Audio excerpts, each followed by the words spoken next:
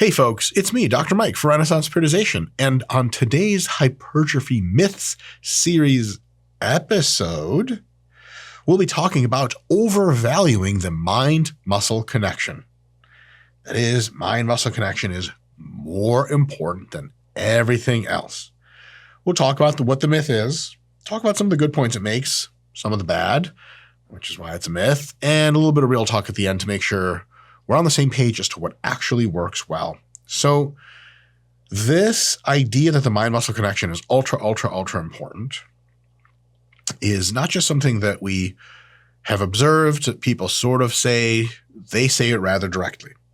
So something I've heard many times, read in muscle magazines, seen in YouTube videos and Instagram posts by professional bodybuilders sometimes, is that you have to focus on the muscle and don't worry about the weights or the reps.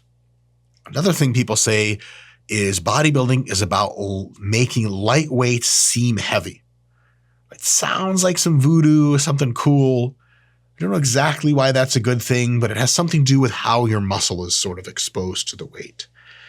And a lot of people will say, look, don't chase PRs. Don't worry about how strong you are.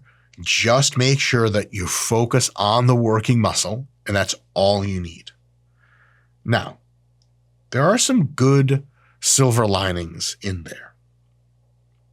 One is that a strong mind-muscle connection, properly done, can enhance the muscle growth potential of a lift, specifically with respect to the muscle that you are focusing on, like triceps in a skull crusher, for example. There are ways to do a skull crusher where you have no idea what the tricep is doing that aren't ideal for triceps hypertrophy. But if you really clue in on the right stuff about what the tricep is doing, you can alter the technique and alter the execution of the lift such that it actually helps your triceps grow more. So there's definitely something there.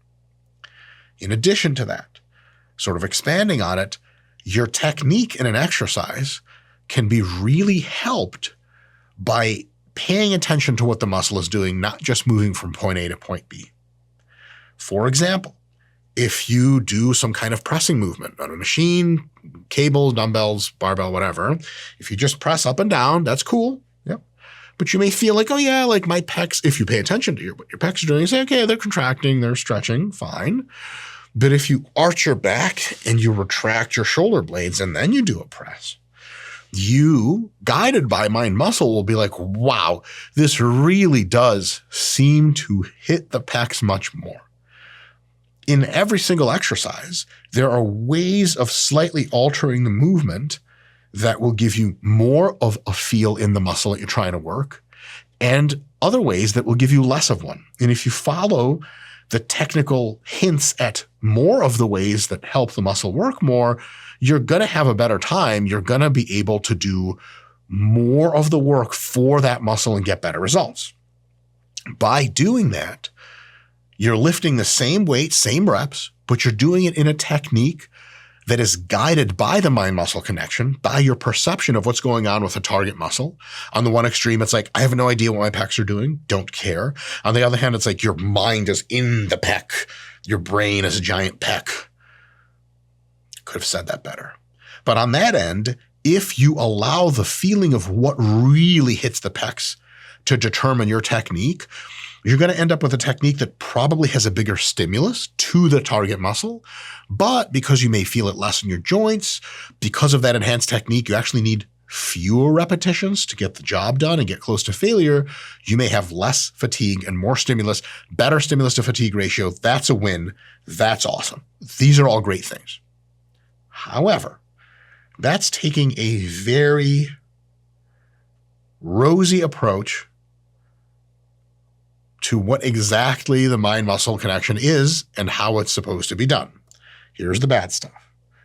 Most of the people that say things like the mind-muscle connection is everything or it's super important, when they say mind-muscle connection, they mean the bicep feels like it's moving and contracting.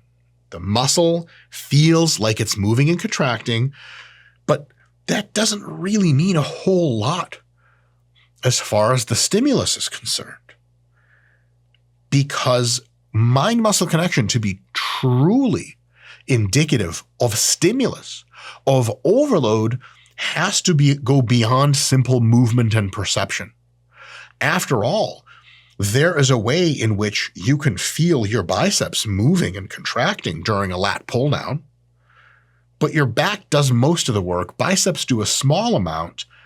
It ends up being like, well, yeah, the biceps definitely help. They definitely stretch and contract, and you can focus on them during the pull down. But because of the mechanics of the exercise, the back still does the majority of the work and gets the majority of the stimulus. So in reality,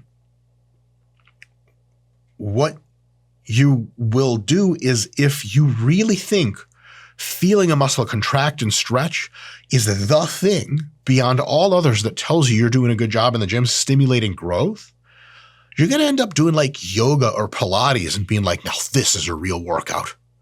Yoga will get you to feel every single muscle stretch and contract depending on the pose, but it doesn't grow much muscle because it doesn't push you hard. Progressing on load, reps, proximity to failure, and so on. So the real way to detect a mind-muscle connection isn't to feel like, yeah, I feel my bicep during this. That doesn't mean anything. You can feel your bicep. You can do curls with one arm and no curls with the other, unloaded, no weight here, dumbbell here. Like, yep, things are happening. Well, I definitely feel my bicep here too. So what? There's not even any weight in there. If you really do mind-muscle connection right, you have to use our method.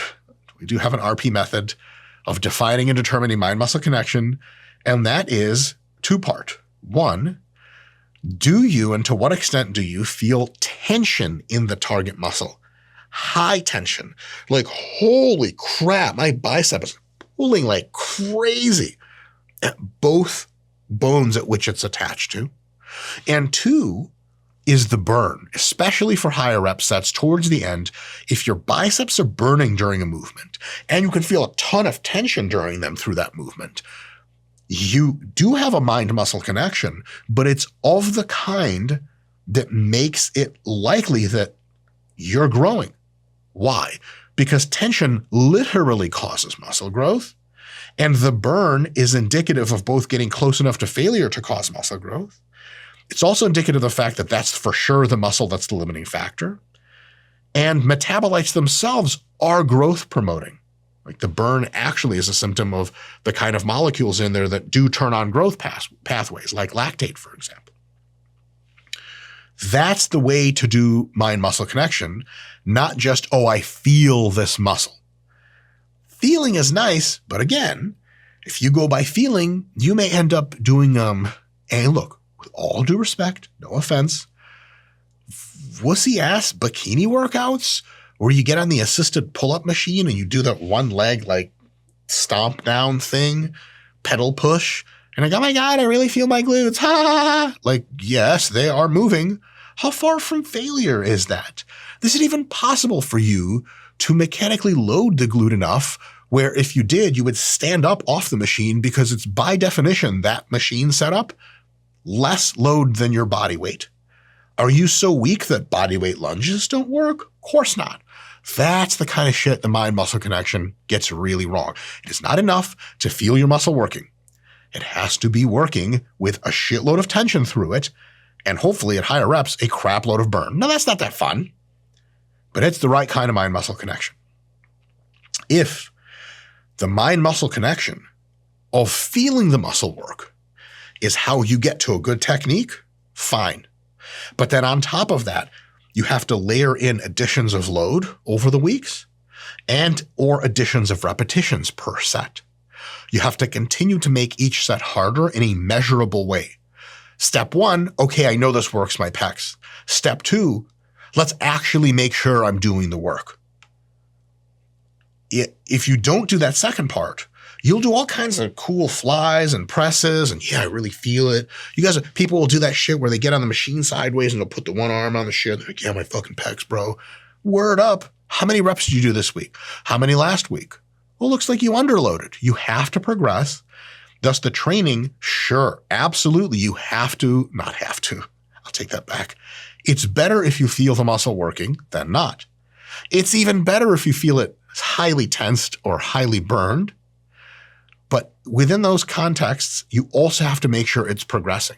So when people say, dude, just think about the muscle contracting in these cable curls, don't worry about how many reps you're doing, how much load. That's good and well if you're doing a warm-up set where you're teaching the technique. But once you're doing the work sets, you got to grind. And for a specific purpose and to a specific point. I did 10 reps last week. This week it's 11. I did 105 pounds last week. This week it's 110. Something. So the mind-muscle connection doesn't predominate over everything. As a matter of fact, that core of good technique with load and rep progression is the thing. Mind-muscle connection is something a little magic fairy dust you sprinkle on it. And the best flavor of magic fairy dust is tension and burn. A shitty, not so great flavor is just feeling the muscle existing. Cool, but you should be able to do that anyway, like being a human being and knowing where your body is in space. Fuck if I know anything about that. The best mind-muscle connection occurs when you perceive tension and burn and you progress in load and reps with that technique that maximizes tension and burn with every single rep closer to failure. A lot of times people will start with a good technique, but then they'll kind of try to get away from it because it's too much. They use their biceps a ton on the first couple reps and they're like, oh my God, this hurts my biceps. I'm going to flare my elbows out a little bit, use some other muscles too. That can take the tension off the bis. Wrong. So mind-muscle connection used properly is not an alternative to the pain and the suffering that comes with pushing a set with excellent technique close to failure, that lack of escape. Mind-muscle connection is not an off-ramp. Mind-muscle connection is something that helps you stay in the lane and make sure you're going as fast as possible down that highway of death and destruction that is a set very close to failure. So it's not so much, oh, hey, listen, don't worry about the reps and load. Think about the mind-muscle connection. It's actually a little bit different. It is, hey, goal reps and goal load are super fucking important, but every single rep you do had to better be tension and burn in the target muscle, and thus we check both boxes. That is a really good idea. Real talk. Yes, the mind-muscle connection people have a point. It is possible to push so hard for reps and load that you lose total touch of your muscles, total touch from your technique, and you're just moving around in space. Look, you can go to any gym in America and the world and see some guy benching and be like, that's for his pecs. 3, 4, 5 reps, 6 reps. That's for his soul. That's for his ego. That's for his future injuries. That's for his ex-girlfriend. Oh, and time to go save him. Because the shit goes from here to this kind of shit guys trying to bring their leg up to bench with. That's for sure nonsense. Don't do that. Instead, what you can do is during the warm-ups, really try to feel which muscles are working. You won't get a ton of tension or a ton of burn because it's warm-ups. The time for that original old school style mind-muscle connection is in the warm-ups. Set that technique, begin to do repetitions with an appropriate load with the goal of hitting a mini PR relative to last session last week. And then as you do that, let tension and burn be your canaries in the coal mine. They fly in. Hopefully they fly back out. Let them guide you to how to make sure your technique stays on track. Yes, elbows in. I told myself that, and oh my fucking God, this tension is crazy. The burn, blah, blah, blah. Instead of, oh, tension and burn. I don't want this pain. I'm going to let my elbows flare out. The best way to gains is critical, set in stone, hard fucking training with good technique. And then on top of that, the way you stay in good technique is monitoring your tension and your burn. And yes, there is a place in warm-ups for just feeling the muscle out to make sure your technique is really good. But it ends there. And once the work set starts, it's all pain all day. You know, the real psychic kind of pain you don't ever recover from. You're sleeping, trying to go to bed at night, and you just feel about set 3, man. Set 3 of hack squats hurt me in a way maybe I'll never recover from. You know? But I'll be okay. But just never the same. You know? Like kids playing with a balloon and he lets go and he's like, Mommy, look up. And you come up to the kid and you're like, You know, see that balloon? That's never coming back. Like a part of me that I lost during hack squatting. And the lady's like, what the fuck are you doing talking to my kid? Taser. And then you're out for the 50th time. That's why I don't hang out at playgrounds. Anyway, hit that like button. Apparently YouTube likes it. Hit the subscribe button if you're not yet a subscriber. If you are, hello, we meet again. Hit the notification bell. Scott the Video Guy, is that a thing we want people to do? Sure. Why not? Bing, bing, bing, bing. Look, it's Dr. Mike, and he's annoying, and he's on your phone. And then we have a membership section where you get even more crazy nerd content, in-depth breakdowns. We'll never, ever, ever stop posting all the free shit on this channel that you love so much. And by never, ever, I mean, like assuming I don't get killed in a car accident or something. But we will have membership, and that's extra, always extra. All right, folks, thank you so much for tuning in. Tell your friends about this channel if they're good people. If they're bad people, tell them anyway. Because, hey, shit, we'll charge them money. Ha ha. See you next time.